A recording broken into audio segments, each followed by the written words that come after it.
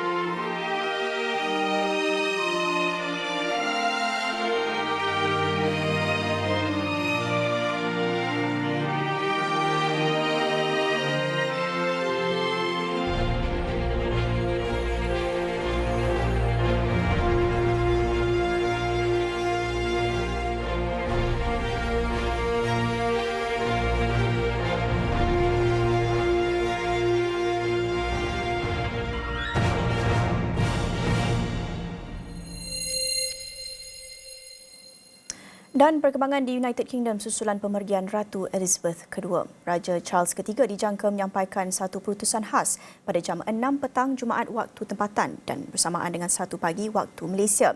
Ucapan itu dijangka dibuat selepas Charles pulang ke London untuk bertemu dengan Perdana Menteri baharu Liz Truss. Charles juga dijangka bertemu dengan Duke of Norfolk, Earl Marshall yang bertanggungjawab menangani upacara penghormatan terakhir buat Elizabeth. Beliau akan menentukan tempoh masa istana berkabung yang dijangka mengambil masa sebulan. Sementara itu, Parlimen juga dijangka bersidang mulai 12.30 hari waktu tempatan bagi memberi penghormatan terakhir buat Elizabeth. Pada masa yang sama, Perdana Menteri dan Barisan Menteri Kanan juga dijangka menghadiri majlis penghormatan di St. Paul's, London.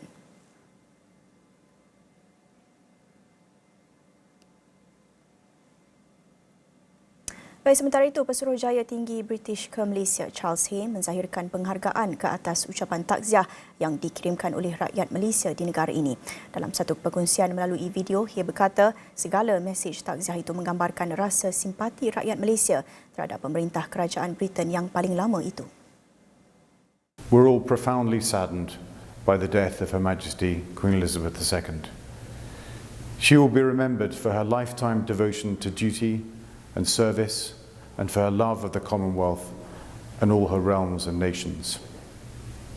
I myself had the immense privilege of meeting Her Majesty on a number of occasions, most recently when I accompanied His Majesty the Argong and the Permaisuri Argong to London, and they had a lunch with Her Majesty the Queen, and of course I met her, as all ambassadors do, before I was appointed to this role. And what really struck me then was the depth of her knowledge and affection for Malaysia. And I want to thank you all for all those messages of condolence that we've received in the British High Commission, which are an immense support to us, and it shows the respect and affection that she is held in by so many Malaysians. Thank you very much. Baik, untuk jam ini kami nak membincangkan lebih lanjut mengenai dengan legasi yang ditinggalkan Ratu Elizabeth II dan bagaimana masa depan monarki British selepas ini. Dan sudah bersedia untuk mengulas dengan lebih lanjut Herizal Hazri, Ketua Eksekutif ISIS Malaysia. Terima kasih Herizal sudi bersama saya dalam Buletin Awani Khas jam ini. Pertama sekali, bagaimana Herizal menyifatkan legasi yang ditinggalkan Ratu Elizabeth II dalam sejarah moden yang kita saksikan masih ada lagi legasinya sehingga sekarang? Assalamualaikum, terima kasih Naila kerana menjemput saya. Pertama sekali seperti ramai rakyat Malaysia, saya ingin menzahirkan ucapan takziah kepada keluarga dan juga kepada rakyat Britain dengan pemergian Ratu Elizabeth. Bagi saya, apa yang sangat penting adalah Ratu Elizabeth ini memainkan peranan yang sangat besar di waktu-waktu getir di dalam perubahan iklim politik dan juga geopolitik dunia. Ya. Bagaimana peranan yang dia mainkan sewaktu Perang Dunia Kedua dan selepas Perang Dunia Kedua, bagaimana Ratu Elizabeth kemudian betul-betul menyokong penubuhan Commonwealth dan memainkan peranan yang sangat aktif untuk menjayakan pertubuhan Commonwealth dan juga bagaimana beliau sering menyokong usaha-usaha untuk membantu pembangunan negara-negara post ataupun pasca kejatuhan Empire British, kerana kemerdekaan itu adalah tentu sekali langkah yang pertama, tetapi kemerdekaan itu harus juga diisi dengan program-program pembangunan, program pendidikan dan sebagainya. Jadi bagi saya legasi yang terbesar yang Ratu Elizabeth tinggalkan untuk kita semua adalah legasi di mana kepemimpinan itu datang dengan tanggungjawab yang sangat besar. Dan sebenarnya kalau ia dapat dikalas dengan baik, tidak kira getir mana pun keadaan yang kita lalui, kita mampu menanganinya bersama. Harizal banyak tekankan peranan yang dimainkan Ratu Elizabeth, terutamanya pasca kejatuhan Empire British. Tetapi kita nak lihat khususnya bagi Malaysia, bagaimana pula kita nak melihat peranan yang dimainkan Elizabeth dalam proses mencapai kemerdekaan negara yang selepas itu menjurus kepada pembentukan Malaysia?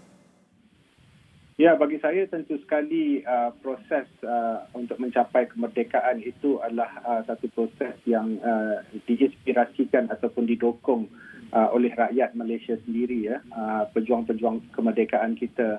Tetapi agak penting untuk kita juga mengambil kira bahawa segala langkah yang kita ambil pada waktu itu diterima dan disokong baik oleh terutamanya didokong oleh Ratu Elizabeth yang membawa kepada kemerdekaan. Walaupun kita tidak nafikan bahawa kemerdekaan negara kita itu sebenarnya tidak dicapai dengan mudah.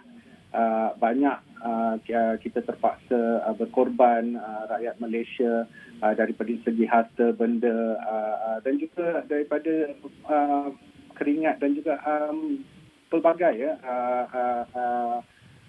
sumbangan pada waktu itu.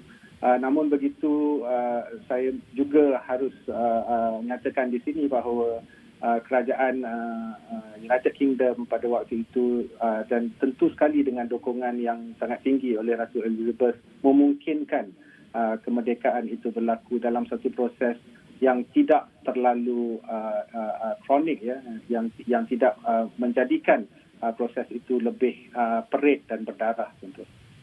Tentunya hubungan Malaysia-British pada ketika itu sangat berbeza dengan hubungan yang kita dapat saksikan pada hari ini. Bagaimana kita nak melihat legasi Ratu Elizabeth dalam membentuk dan meninggalkan legasi itu dalam hubungan yang kita dapat saksikan antara Malaysia dan Britain pasca kemerdekaan sehinggalah ke hari ini?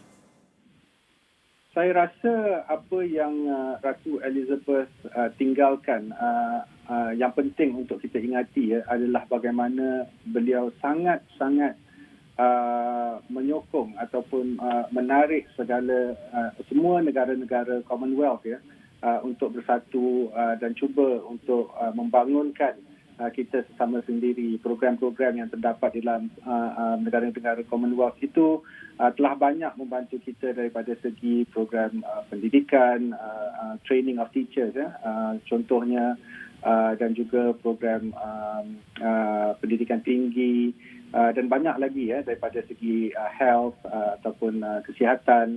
Jadi bagi saya ini adalah satu yang sangat penting because kita boleh membawa semangat itu ke hadapan.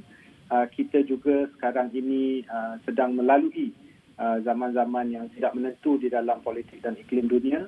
Kita sedang melalui zaman di mana kita nampak meningkatnya pertembungan kuasa-kuasa besar. Jadi tidak mustahil, ya, kalau kita akan melalui suatu detik di mana kita semua harus pandang ke belakang dan melihat beberapa contoh bagi saya bagaimana untuk kita melalui masa-masa ini, dan Ratu Elizabeth memberikan semacam inspirasi bagaimana kita mungkin boleh melihat kebersamaan dan tidak terlalu bercakap tentang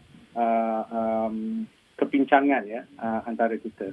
Jadi ini legasi yang terpenting dan saya rasa ini yang harus kita pelajari, dan mungkin ada beberapa strategi di situ yang dapat kita dokong supaya kita dapat melalui masa-masa yang tidak menentu ini dengan lebih baik. Herizal, pada masa yang sama kalau kita nak lihat terutamanya di media sosial dan juga dalam perbincangan yang kita dapat dengarkan pada hari ini, pemergian Ratu Elizabeth ini mencetuskan reaksi yang pelbagai, khususnya dalam kalangan penduduk di negara-negara Commonwealth ini yang tentunya mempunyai pandangan yang berbeza terhadap legasi yang ditinggalkan oleh Elizabeth. Bagaimana Herizal melihat untuk masyarakat moden di negara-negara ini, negara Commonwealth dan negara yang pernah berada di bawah Empire British ini, untuk memperingati figura monarki ini, untuk memperingati Ratu Elizabeth dalam konteks moden?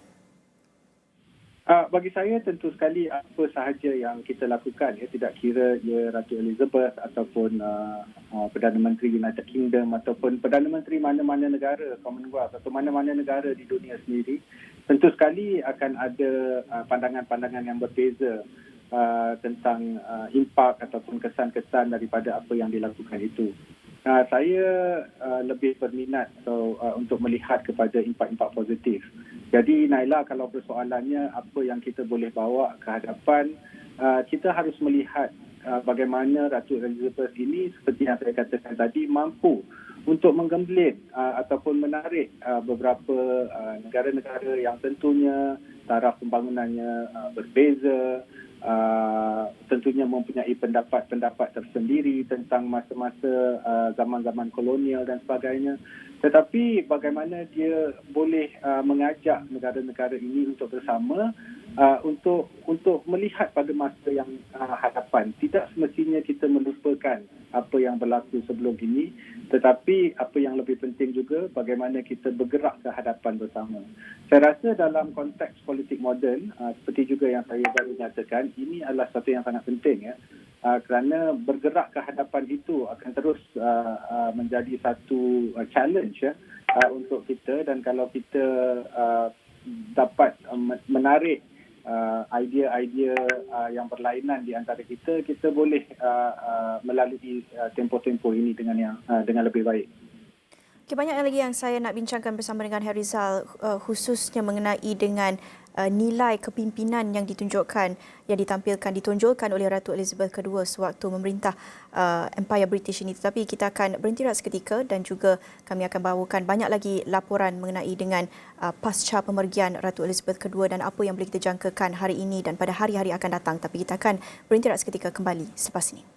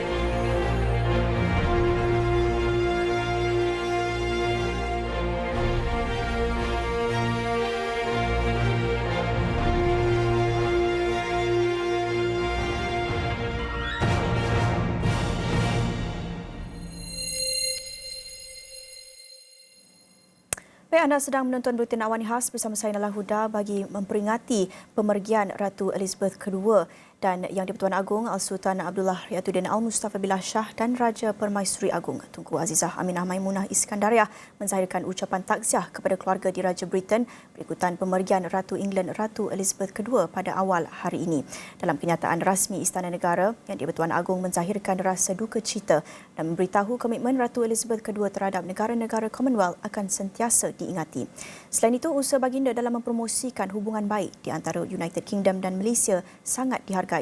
Ia termasuk komitmen baginda terhadap kebajikan dan kesejahteraan rakyat serta kerajaan United Kingdom dan membawa kembali pertemuan Al-Sultan Abdullah dan Ratu Elizabeth II di London pada 13 Disember 2019 dalam satu majlis makan tengah hari di Istana Buckingham.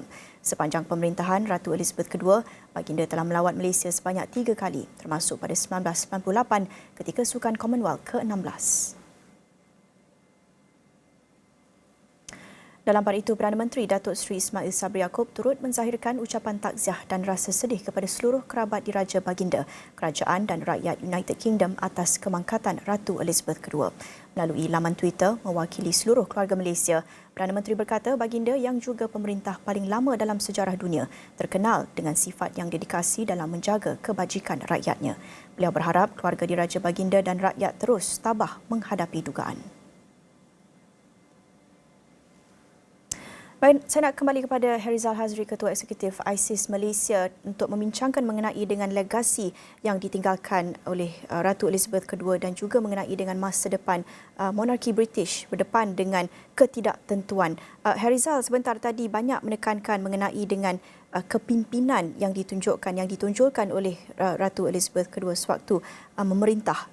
Kalau kita nak bercakap tentang aspek kepimpinan ini dan juga melihat dalam konteks ketidaktentuan global ketika ini dalam berdepan dengan krisis, berdepan dengan konflik dan juga dengan keadaan ekonomi yang tidak menentu, apa pentingnya untuk melihat kepada legasi kepimpinan yang ditunjukkan oleh Ratu Elizabeth? Ya, yang pertama bagi saya apa yang kita lalui pada hari ini seakan-akan hampir sama walaupun mungkin tidak sebegitu kronik seperti selepas Perang Dunia Kedua, tetapi seakan-akan hampir sama. Dan pada waktu itu, Ratu Elizabeth terpaksa memainkan peranan yang sangat besar, bukan sahaja di Eropah, tetapi juga di peringkat dunia, kerana United Kingdom ini pada waktu itu tentulah empire yang terbesar di dunia. Itu yang pertama, dan dia mampu melakukannya. Dia mampu bukan sahaja menggembling usaha itu supaya negara-negara yang terkesan dengan peperangan ini dapat meneruskan aktiviti selepas peperangan, tetapi juga dia memainkan peranan yang besar untuk balance politik di dalam UK sendiri, kerana politik di United Kingdom juga bergolak pada waktu itu. Tentu sekali kita semua masih ingat General perang yang terkenal ataupun ketua peperangan yang terkenal Winston Churchill, selepas sahaja tamatnya Perang Dunia Kedua, dia sebenarnya tewas pada election ataupun pilihan raya. Jadi ini merupakan satu masa yang sangat tidak menentu pada waktu itu. Itu yang pertama. Yang kedua, saya melihat ini sebagai satu bukti ataupun ikon untuk kepemimpinan wanita. Kerana kalau kita lihat ini antara legasi yang terbesar Ratu Elizabeth. Sewaktu dia diangkat menjadi pemerintah di United Kingdom, Queen di United Kingdom itu, pada waktu itu masyarakat masih tidak melihat wanita sebagai memainkan peranan yang tinggi atau peranan yang penting, terutamanya sekali di dalam politik dan pentadbiran. Jadi dan dia sangat muda pada waktu itu, dan ini juga adalah sesuatu yang baru untuk masyarakat di Britain, di United Kingdom sendiri. Tetapi beliau mampu membuktikan bahawa beliau dapat memainkan peranan yang efektif, dan bukan satu Perdana Menteri, 15 Perdana Menteri beliau dapat memainkan peranan untuk menstabilkan politik, memainkan peranan untuk membantu pembangunan dan banyak perkara lagi. Dan oleh kerana pemerintahan Ratu Elizabeth ini panjang, ya, jadi beliau juga sering berada di dalam situasi-situasi yang tidak menentu, bukan saja di United Kingdom tetapi juga di dunia, seperti hubungan di antara Amerika dan England, ya. Dan hubungan-hubungan yang kadang-kadang baik, kadang-kadang getir dan sebagainya, itu dapat diimbangi. Jadi bagi saya kepemimpinan Ratu Elizabeth ini daripada segi apa yang wanita boleh lakukan pada peringkat yang tertinggi, itu adalah antara legasi yang terpenting. Jadi itu dua lah yang saya boleh fikirkan. Bagaimana kita boleh mengambil iktibar daripada ini dan kita boleh lihat peranan semua orang, ya, di dunia ini, baik lelaki maupun wanita, bagaimana kita boleh bersama-sama, ya, menangani situasi yang tidak menentu pada hari ini. Tentunya pemergian Ratu Elizabeth ini akan dirasai seluruh rakyat British atau malah segala aspek kehidupan atau masyarakat di British. Tapi boleh kita katakan legasi yang ditinggalkan ini pastinya sukar untuk digantikan, atau apa orang kata, ada big shoes to fill. Khususnya dalam melihat kepada keluarga Diraja Britain. Bagaimana Harizal melihat masa depan monarki British selepas ini? Saya merasakan begini, ya, mana-mana pun sistem, biarpun sistem demokrasi, biarpun sistem monarki ataupun monarki berperlembagaan dan sebagainya, akhirnya ia berpaksikan kepada nilai pemimpin itu sendiri dan kepimpinan itu sendiri. Jadi kalau persoalannya adalah bagaimana monarki di United Kingdom itu will fare ataupun akan terus bergerak ke hadapan, saya merasakan bahawa kalau nilai kepimpinan yang diberikan oleh raja yang baru ini adalah tinggi dan menepati apa yang diperlukan oleh masyarakat, bukan sahaja di United Kingdom tetapi juga di negara-negara lain, ya, ia boleh membawa kepercayaan kepada monarki. Tetapi jika tidak, bukan sahaja di United Kingdom, kita telah lihat banyak sistem-sistem monarki di dunia runtuh. Jadi kita tidak boleh menggambarkan apa lagi yang mungkin atau bakal akan berlaku, kerana pada akhirnya ia akan kembali kepada pemimpin ataupun pemimpin itu sendiri, ya, siapa yang mengepalai monarki itu sendiri bagi saya. Bercakap dalam konteks cabaran global, bukan saja melihat kepada cabaran yang bakal didepani rakyat di United Kingdom dengan isu ekonomi, isu politik dan sebagainya, begitu banyak ketidaktentuan ketika ini. Melihat pada peringkat antarabangsa, peringkat global pula dengan pelbagai cabaran, konflik dan krisis yang sudah pun berlaku ketika ini dan juga akan berlaku pada masa akan datang. Apa peranan yang sesuai dimainkan oleh keluarga Diraja Britain, oleh monarki British dalam konteks cabaran ini? Saya rasa yang pertama, keluarga ataupun monarki di Britain harus mencari tapaknya yang tersendirilah bagi saya, di mana bagaimana mereka harus menonjolkan diri mereka kembali. Kerana yang pertama, Ratu Elizabeth ini meninggalkan legasi yang sangat besar. Jadi apabila kita berdepan dengan sesuatu yang begitu, kita harus lebih baik. Kalau tidak, susah, kerana masyarakat tentu akan membanding-bandingkan. Jadi ini saya rasa adalah cabaran yang paling besar lah, ya, untuk bagaimana meletakkan United Kingdom itu di satu peringkat yang dipercayai kepimpinannya, yang dapat mengepalai usaha-usaha yang penting di dunia dan sebagainya, seperti mana yang mampu dilakukan pada suatu masa dahulu. Yang keduanya, apa yang agak menarik pada hari ini adalah Perdana Menteri Britain juga adalah seorang Perdana Menteri yang baru, ya. Dan kita juga akan mendapat raja yang baru. Jadi saya merasakan ini adalah satu detik yang baru untuk United Kingdom. Tapi persoalannya, apakah atau bagaimanakah detik itu akan diisi? Ini kita belum dapat lihat lagi. Dan tentunya kalau ia dapat dipenuhi dengan strategi-strategi yang baik, ia tentu sekali akan mendatangkan kesan-kesan yang positif.